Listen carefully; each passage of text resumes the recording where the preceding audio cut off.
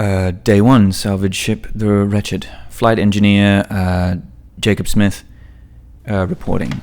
The other members of the crew are dead, and the engines remain non-operational. Though ship integrity remains good and life support systems are still active, I successfully jettisoned the intruder from the airlock, but it remains alive and continues to access the ship. With a little luck, I can repair the distress beacon and somebody will pick me up. Yeah, this is Jacob Smith, the last survivor of the Wretched, signing off.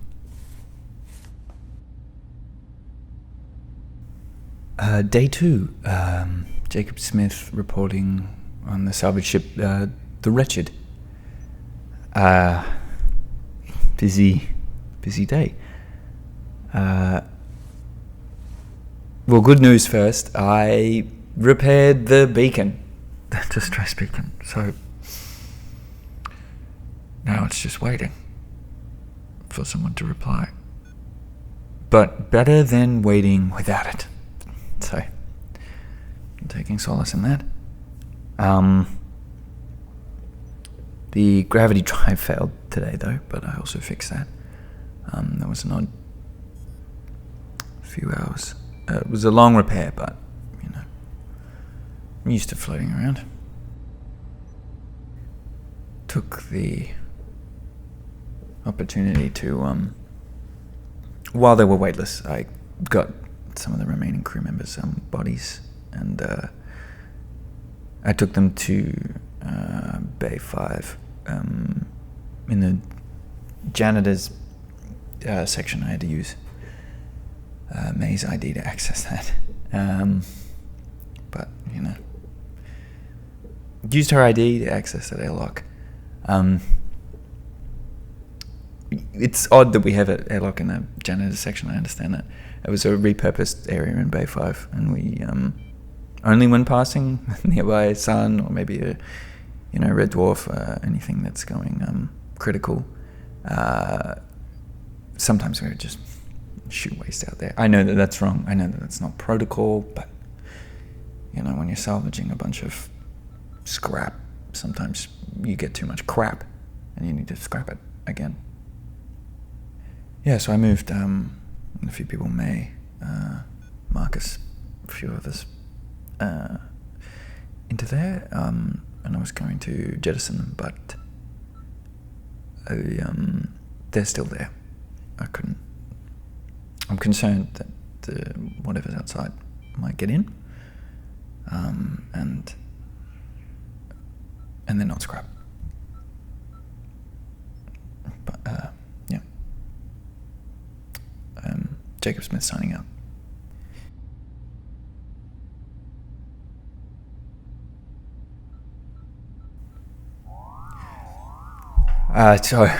Day 4, day 3.5, Jacob Smith. I was woken because the fire suppression systems were activated. I don't know what caused them, because when I got up there wasn't a fire. I didn't smell any, burning debris, smoke or anything. It certainly would have triggered the chambers to seal themselves. That's an automatic thing, and that seems that the alarm system's still working. I just don't understand what could have tripped the fire suppression system.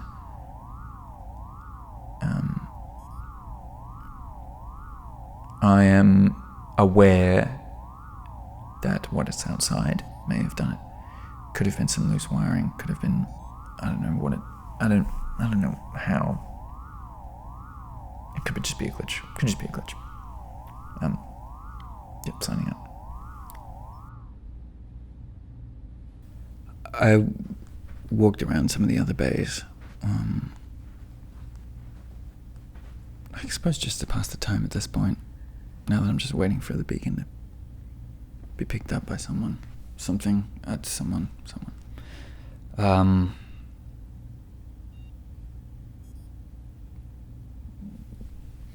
Couldn't help but think. When I reach, Bay 5, everyone's in there. I kept looking at the grate, back on now, but fuck. I must have hidden there for about 5 hours or something. I heard some of them.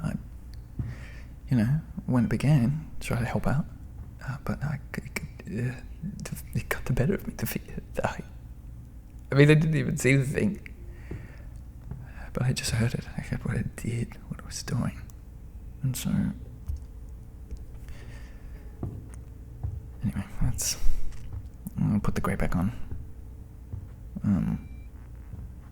I can't forget it. Fuck me if it might not be useful later, but hopefully that's not the case.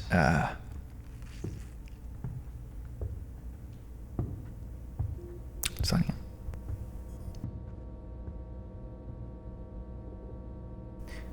Day 6, Jacob Smith, the Wretched salvage ship. Looking back though, when I was walking around Bay 5 and thinking about the vent, I couldn't help but remember when I heard the noises, when I heard the screams, that thing, when it was moving around, in between everything else, in between the chaos and the wreckage, the screaming, there was some sort of disruption, a electromagnetic disruption.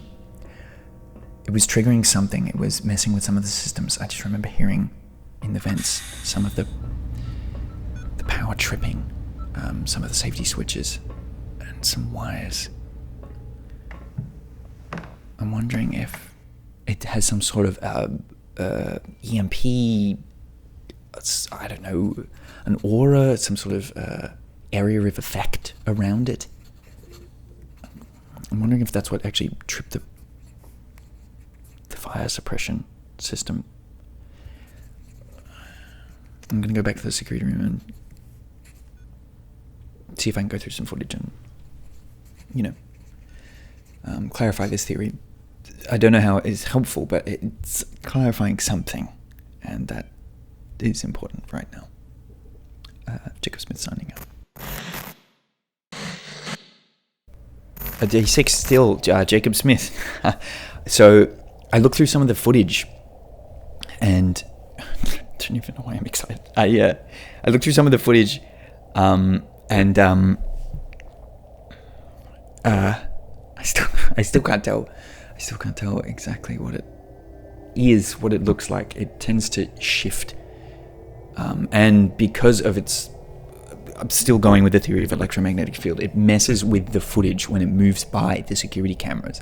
But I saw as it was doing so, some people were running. It got caught in one of the closing airlock chamber doors, and something fell off it.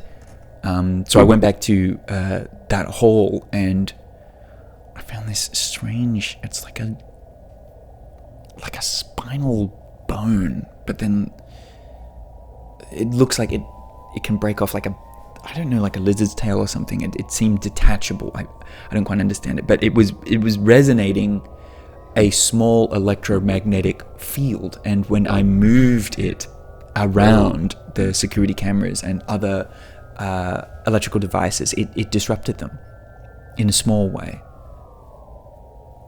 I'm hoping that if I can, I don't know. I'm going to go into the research department and see if I can, I don't know, open it up or... Fuck.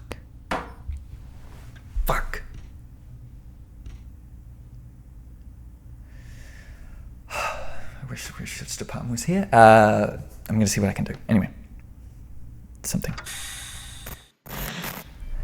Day 7. 1 week. 1 week. Jacob Smith. 1 week alive. The Wretched. Salvage.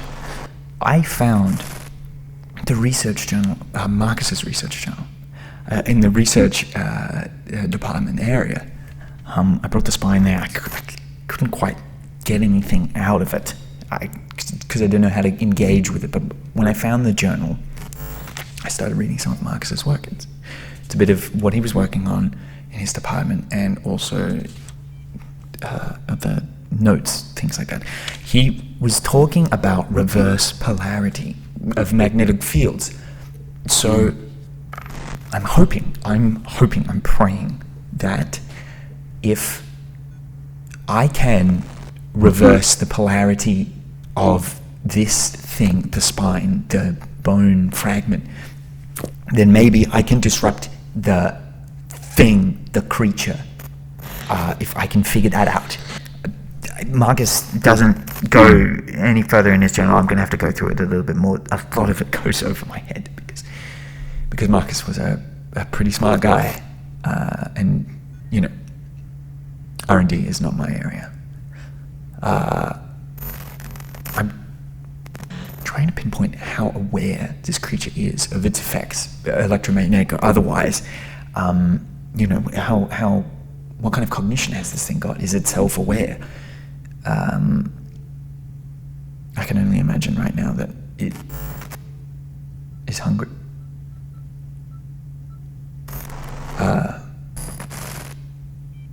I will say it does seem to be able to hunt. It's got some sort of base level tracking, as far as I can tell. It's being strange. I can hear it every now and then. But I heard it in Bay 5, specifically the vent that I was in a few days ago, I think. Anyway, the vent. I'm concerned that it was in that vent not because it is an access point, but because I was there.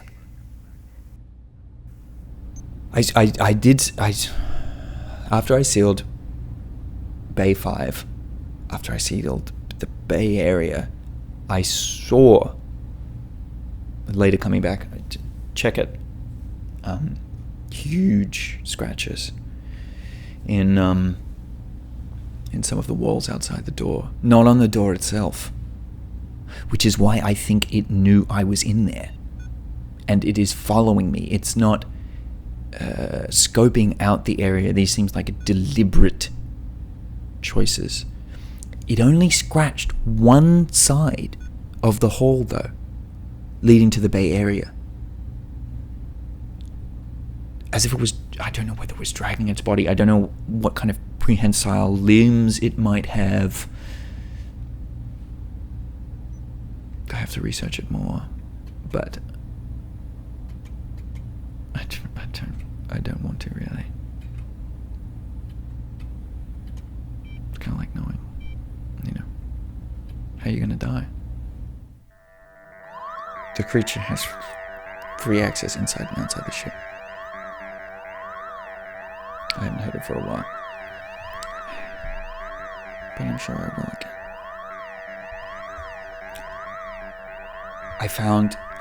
I found a lander. There's a lander.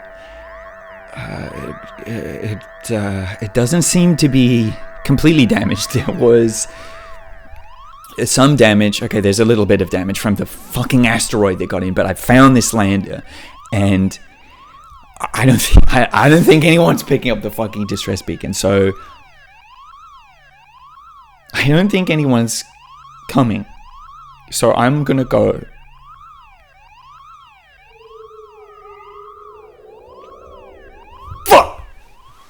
Fuck! It is damaged. Beyond function.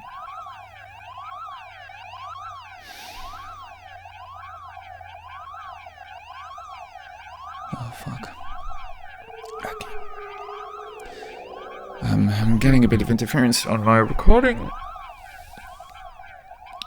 device, so I can only assume that is a electromagnetic interference.